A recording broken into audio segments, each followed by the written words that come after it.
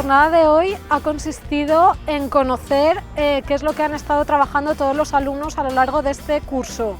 La primera parte, cada grupo ha presentado cuál era su proyecto, por qué lo había hecho así y qué había aprendido. Se nos planteó un proyecto que era construir un barco de juguete con unas características que pudiese recorrer 25 metros, que pudiese ser montable por un niño y que fuese en la medida de lo posible sostenible. Nos dieron unos grupos aleatorios, no nos conocíamos, teníamos que interactuar entre nosotros y bueno, a lo largo del curso, con los profesores de cada una de las materias, nos han ido ayudando a lo que viene siendo la realización de nuestro proyecto.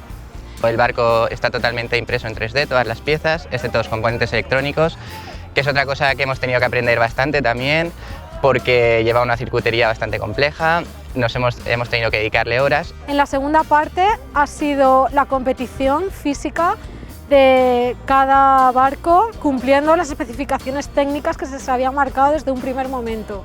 Tanto física como química, informática, todo ello nos ha servido para entender y poder enfocarlo a lo que viene siendo el proyecto que hemos hecho en EDEM. Y la verdad es que ha sido una experiencia bastante divertida, teniendo un proyecto bastante interesante paralelo al primer año de carrera. La valoración de la jornada ha sido muy positiva, puesto que hemos visto en los alumnos una serie de aprendizajes. El trabajo en equipo, saber expresarse delante de una audiencia, en definitiva, acercarse más a lo que va a ser su futura realidad laboral.